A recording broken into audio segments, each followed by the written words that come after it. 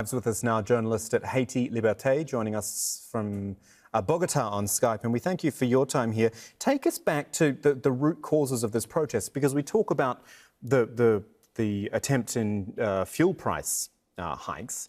That's obviously a very acute issue. I wonder if there's more to it than that. Well, yes, it's like a volcano. It's been building up for the past 17 months of the Jovenel Moïse administration, and even before that, his mentor, Michel Martelly, both of which have been agents, I could say, of the neoliberal agenda that the International Monetary Fund and the World Bank have tried to impose in Haiti. But the corruption has also been over the top.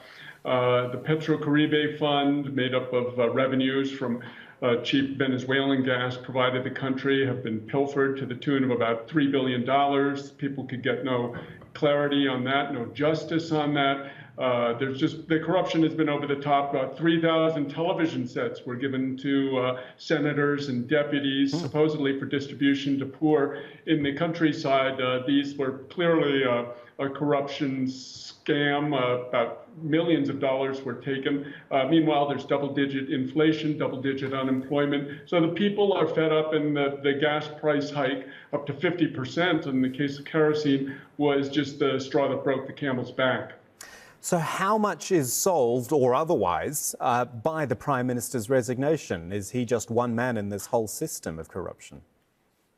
Oh, yes. No, this is just the beginning of a long period of instability. The people really want to see Jovenel Moïse out of there. They're tired of his party, the PHTK, the Haitian bald-headed party. They want to see him go. I mean, his predecessor and mentor, Michel Martelly, had the same situation, a similar uprising in 2014. He sacrificed his prime minister, Laurent Lamotte, and managed to survive to hold elections, even though it required 2 passes because they were so compromised.